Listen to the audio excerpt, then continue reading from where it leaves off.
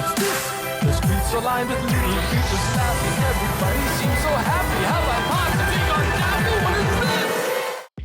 Hey everyone, and welcome back to my channel. It is December 1st, which means I am kicking off my Christmas series. In this series, there's going to be a mixture of things, so if you're not completely into blood and gore and spooky things, there is going to be a lot of holiday glittery glam and cutesy traditional Christmas characters coming to life here as well. But obviously, I love Halloween. I love all things spooky, so first things first, I had to spookify into Krampus. I personally love that Krampus movie with Adam Scott. I think it's so terrible that it's amazing. Apparently, I just love anything that is terrorizing Christmas because The Nightmare Before Christmas is one of my favorite movies. Krampus is one of my favorite movies. Black Christmas, that's another one of my favorite scary movies. You should definitely leave your favorite Christmas horror themed movie in the comments down below so I can check them out this holiday season.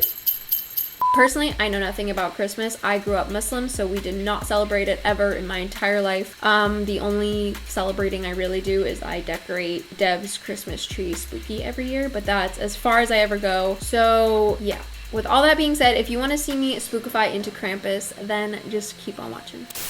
Okay, let's get started with some liquid latex. This is from Ben Nye. I have not missed putting on liquid latex since House of Bugs. I want to look like my eye is scratched out, so I'm just going to place the liquid latex on my forehead above my eyebrow and under my eye down my cheek. Do not get liquid latex too close or in your eye. Next up, I'll be using Wet n Wild's cream paint palette. I tried this look so many times with so many different paints and none of them worked as well as this. It's not as opaque, but I kind of like that. It was a sheer light gray. So I'm just applying that all over my face with a flat top foundation brush and then blending out any creases with a sponge. Next up, I'll be taking Linabugz's Artistry palette in Elemental, and I'll be using the black shade for my eyebrows. And then I'll also be using the gray shade as my contour and for the crease of my eyelids. Going back into that black shade, I'll be creating a smoky eye, so I'll be adding this lower into my crease and all over my lid and lower lash line. Since Krampus is demonic, I'll be adding some red eyeliner to the waterline. This is actually Kat Von D Beauty's Everlasting Lip Liner, and it's in the shade Rosary. It's this deep